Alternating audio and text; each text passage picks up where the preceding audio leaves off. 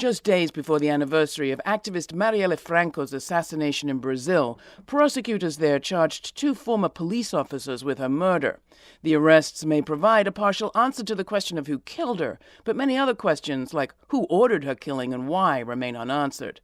This week, we talk with Ifat Suskind of Madre and KK Verdade about the current fight for human rights in Brazil and the right-wing hate campaign against so-called feminist gender ideology worldwide. Then we take a look at one demonstration in New York to remember Franco and the struggles she brought to the world's attention. That's all coming up on the Laura Flanders Show, the place where the people who say it can't be done take a back seat to the people who are doing it. Welcome. Gender ideology, as delegates to the UN's annual meeting of the Commission on the Status of Women well know, a mysterious term has started cropping up in human rights debates. It's the assertion that replacing the word sex with gender is part of a global feminist conspiracy to destroy the family, ruin society, steal your kids, and who knows what else. Gender ideology is something that the reactionary right is keen to stir alarm about, and it's having an effect, casting feminists and their friends as enemies of the state and influencing elections, like last year's in Brazil, where new President Jair Bolsonaro has promised to remove LGBTQ content from the high school curriculum as part of a greater purge of what he calls Marxist rubbish. What is the U.S. role in all of this, and what are in-country groups doing to fight back? A woman with a front seat to what's going on is Ifat Suskind. She's the executive director of Madre, which partners with grassroots women-led groups from Nicaragua and Haiti to Kenya, Palestine, and Iraq. Old friend of mine, Ifat, welcome to the program. It's been a while. Before we dive into the gloom and doom of what you're up against, I think it is also worth taking a moment to reflect on what you think's been accomplished over these years. Madre's, 35 years old? Madre is 35 years old, in some ways doing exactly what the founders set out to do in the 1980s. The world has changed, strategies have changed, principles have remained rock solid, which I think is what the organization owes its success to. And I think that the success of Madre is the success of radical social movements all around the world. And that we are seeing, especially in this moment, a real kind of flowering. And, I think many of us who are in this work have a sort of, best of time, worst of times kind of feeling about where we are in the world. Into the middle of it flies this new term, but a sort of familiar scenario, something scary being talked about that puts a lot of that work at risk. Gender ideology. When did you stop hearing about it? I think that it's good to locate the beginnings of gender ideology way, way back in like 1994, 1995, and those 2 years being the UN conference in Cairo on population and development, and the year after being the Beijing Women's World Conference. And I say that because I think that those 2 moments represented kind of a watershed in feminist movements winning, movements winning a kind of mainstreaming of what they've been claiming all along, and starting to see that reflected in women's rights to human rights, reproductive justice ideas, LGBT is part of this whole story. Right. And so what now is being called gender ideology really started way back then. And it began on the part of the Vatican and other, kind of groups that play an extremist role inside the UN system. I think, though, it's important to understand why we're talking about it now. Right. Which is, as you said, it has a kind of new lease on life, this sort of shape-shifting term. It's really just a container for anything that the religious right doesn't want to see happening. And it is, as you said, a really important galvanizing term right now, and really has a lot of utility for authoritarianism. And that's why we're seeing its strong reemergence. How are you seeing it play out in the places that you work, maybe in the groups that you work with or ones that work with them? Well, I mean, I'll give you just sort of an anecdotal example. We were recently talking to a partner of ours, a group of indigenous women in Guatemala who are doing amazing, amazing work reclaiming areas of land where their parents and families were massacred in the 1980s under the watch of the likes of Elliott Abrams. And those communities of women are dealing with the generational trauma by doing Mayan ceremonies on these pieces of land and then doing incredible things like building playgrounds and turning them into soccer fields and food gardens. And that work of indigenous women in Guatemala very recently was designated as witchcraft by an evangelical church in Guatemala. What we know is that overwhelmingly, both in Latin America and in Africa, a lot of the right-wing religious organizations, churches in the communities of our partner groups are funded and receiving marching orders from US-based evangelicals and religious right-wingers. And when I say marching orders, I mean things like they will get grant money from a church in the US on the condition that they disassociate from progressive groups. Mm-hmm. In Brazil, I had a chance to interview the leader of the opposition, Haddad, and he described the statistics they had uncovered on who voted. Something like 1 in 3 of the voters in the presidential election in that country last year had been mobilized by a Pentecostal church. Most of them with relationships to the United States, and this language of gender ideology being bandied about constantly. How do you tackle it, and how do the people you work with tackle it? I mean, I think there's a few layers of how we respond, and the first layer is protect people who are under attack. Absolutely. I mean, it's the same thing that we're doing in the US right now. Right? What are the circles of support that we need to be building? And a frontline thing is making sure that people whose lives and communities literally are under attack are receiving protection.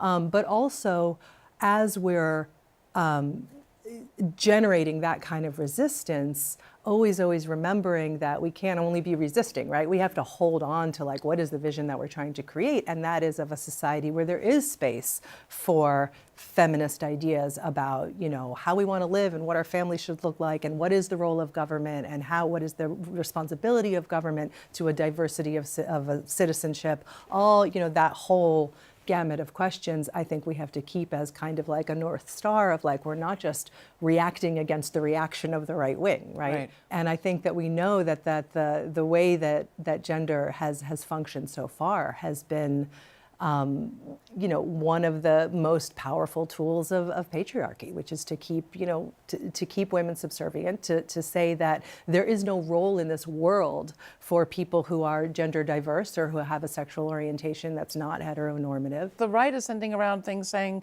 in advance of the UN meeting, for example, beware, real women and girls need to stand up against those who are trying to hijack our issues with their transgender agenda. That's right. And I think that, in the lead up to the CSW, I think one of the things that we are on alert for is a real concerted attack specifically against trans people.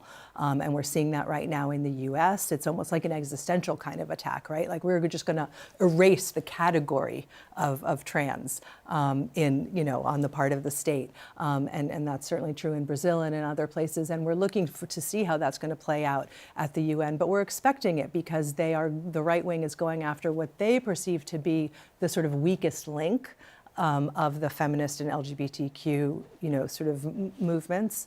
And I think it's a real call for people to rally around that community in solidarity. Ifat Susskind, thank you so much for joining us. Ifat is the executive director of Madre, about which you can find out more through our website.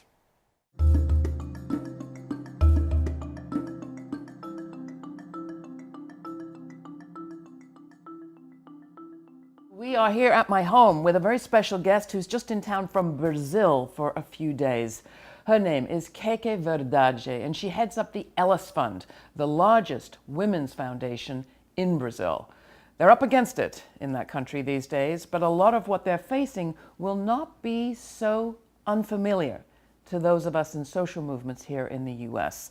Tell us a little bit about what the Ellis Fund does. Let's start there. Well, at Ellis Fund, we are the only women fund in Brazil. And so these days we are already 18 years old, and we are supporting women-led organizations and LBT-led organizations. Around, I would say, 80 grantees per year. So what kind of groups, what sort of things do they do? Well, they work on advocacy for women's rights, like stopping violence. Also, LBT rights. We have a lot of groups that are facing now, trying to push to stop racism in Brazil, Black women-led organizations, and young women organizations also, trying to break this stereotype that young girls cannot lead, that they don't know very well what they are doing, so all of this. All of this work, I'm sure, brought you into close contact with someone we think about deeply at this time of the year, around the world, I think, Marielle Franco. She was assassinated a year ago in Brazil. Tell us a little bit about her, how you knew her, and the significance of that assassination. Yeah, Marielle Franco was an amazing person, amazing activist. She was very close to all of us in social movements, and so she was representing us in this legislative power. She embodied all our fights. She was a woman, she was Black, she was a lesbian, she was from a favela, so specifically voices that are not heard in our politics in Brazil. So her assassination last year was very traumatic. Well, I could say a lot about the person, but I won't because I don't want to cry with you now, and she was a close friend. But I would like to say about the trauma that it was for social movements. She was representing human rights movements in general.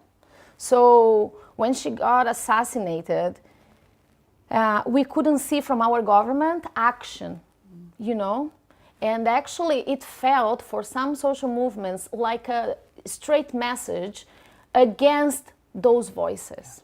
These people cannot be participating in policy so much, in politics so much. So it was really traumatic. So fast forward to the fall of last year, 6 months after the assassination of Marielle Franco, city council member in the city of Rio, we have the elections. And we have the election of Bolsonaro. What can you tell us about him and the relationship between those two events, or were they related? After her assassination, we start to listen in social medias and around society in general, a lot of hate speech. Hate speech starts to rise in Brazil, which was not common at all. So there is a lot of hate speech, including against Marielle, talking things like, oh, probably she if she was from a favela, probably she would be connected to drug trafficking, for example. There was a lot of hate speech against LGBT community, as for misogynic hate speech against women in general.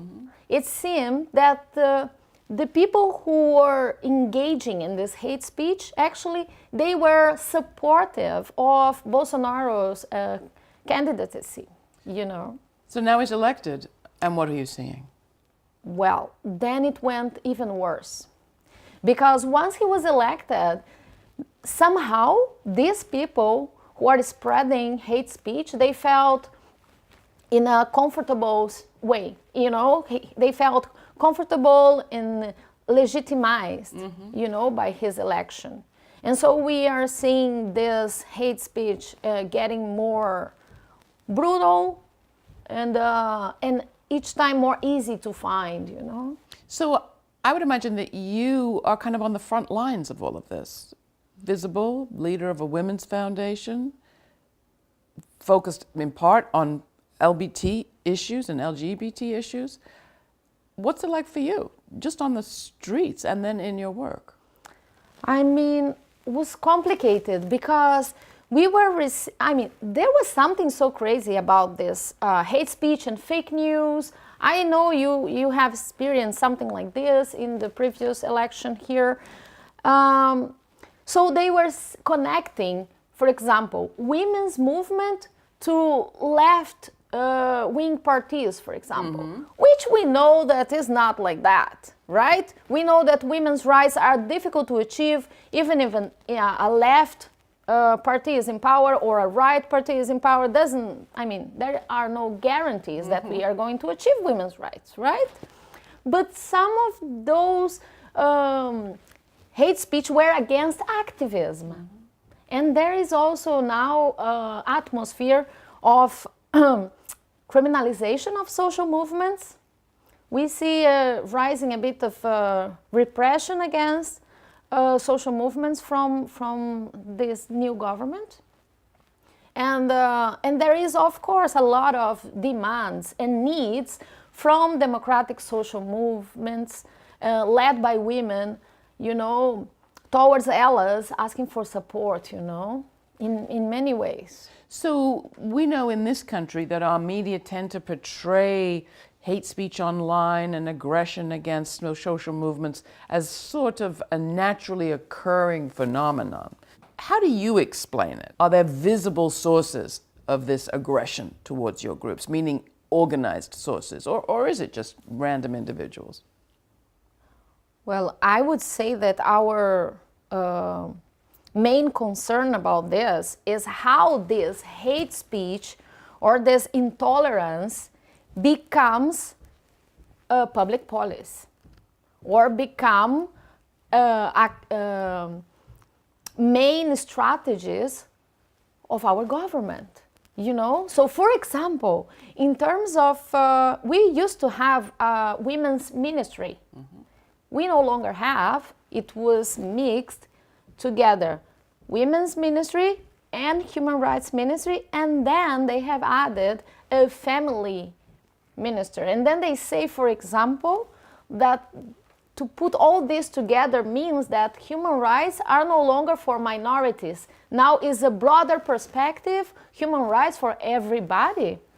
I don't know what to think about this, but we fear a lot because it's a perspective that the previous understanding of human rights was like just for a few people or something like this. Actually, is not like that, and also there is this family concept coming up, and what they understand by family is this very narrow perspective of a family. It's just a man and a woman and their children. Other sorts of families are no families at all. So you're hearing much of the same things that we hear here. The response to Black Lives Matter is, well, all lives matter. Police lives matter. The response to LGBT people asking for their families that have always been excluded to be recognized is to say all families should be recognized. By shedding differences, you miss the discrimination that's happened, and you're really incapable of addressing it. Exactly. This is our worry, because it is becoming public policy. Are you hearing this term gender ideology? Oh, yes, Laura. And what does it mean? And what are you hearing in what context? They say that gender ideology is to tackle any sort of gender inequality or talking about diversity.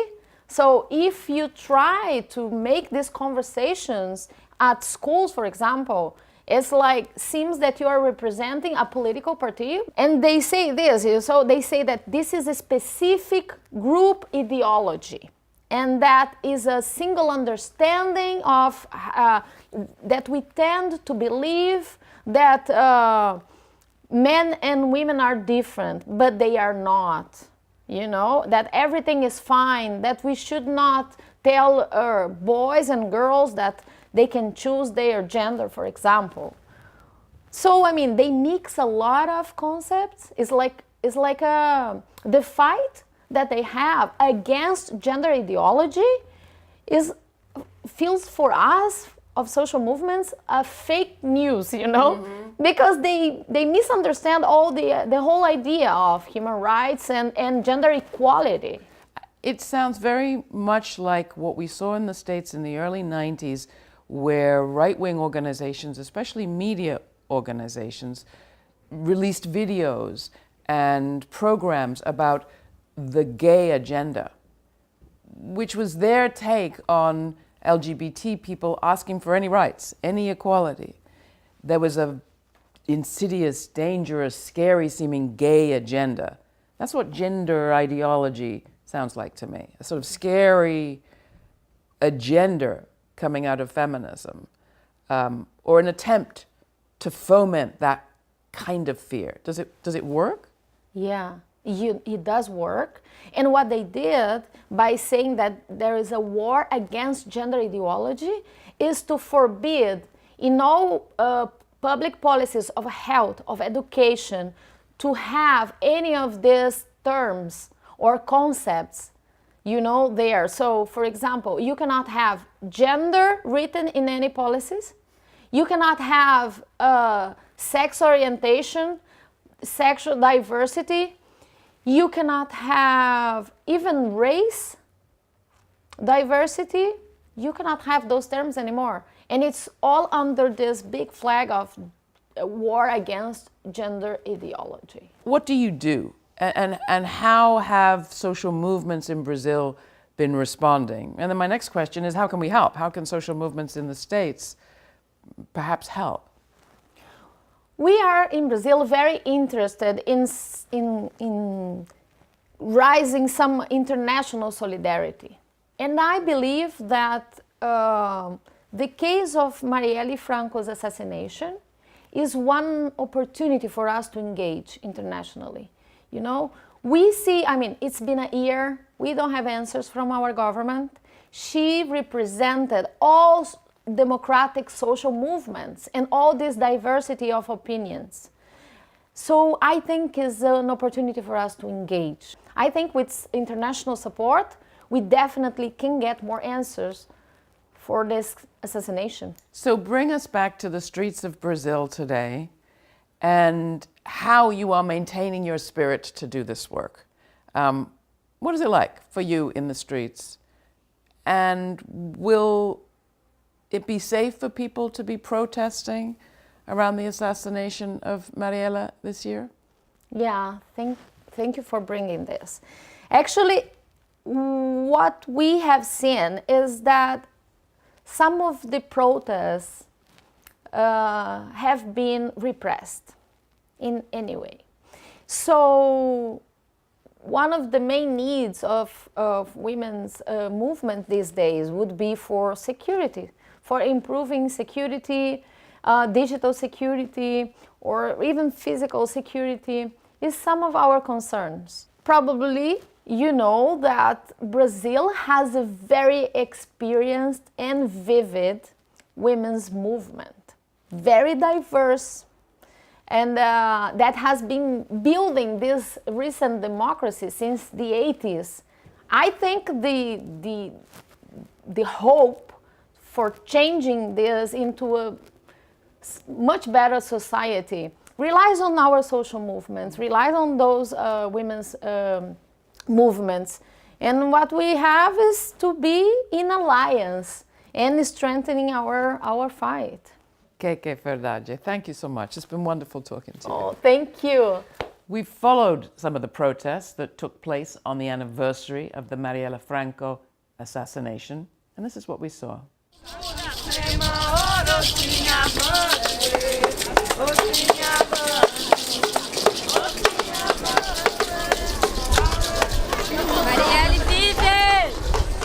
All over the places in the world, all over the places in Brazil, people are celebrating the life of such an important woman to us. She represented and she still represents our Brazilian culture.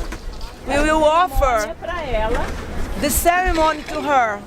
She was a good daughter, sister, mother, and wife. All. Marielle, your name is joy. I am one of the leaders of the Defend Democracy in Brazil committee that we founded 3 years ago before the coup d'etat that happened in Brazil 2016. We brought together friends and people to celebrate the life and the legacy of Marielle Franco. We brought here today Márcia Tiburi, who is a writer, a feminist, a very important feminist and thinker in Brazil. She's a philosopher, and she works, and she had a struggle with Marielle in Brazil for many reasons. Together they created A Partida, that was a very important initiative of feminists in Brazil. Also Adja Jones, who is Brazilian American, and she came to talk about being an Afro-Brazilian woman and honor Marielle. Gate para gate para sangate boriswaha. Gate para gate para sangate boriswaha. Valdenir Juventino de Lobó, peasant leader of Rondônia, 4 June 2017. And I brought together the flowers, the candles, to honor Marielle and to keep the fighting for democracy and social justice in Brazil. We really need to tell the world that what's going on in Brazil is going all over in the world, and we need to share this word and bring people together. Maria, Maria, dom, uma certa magia, uma força que nos alerta, uma mulher que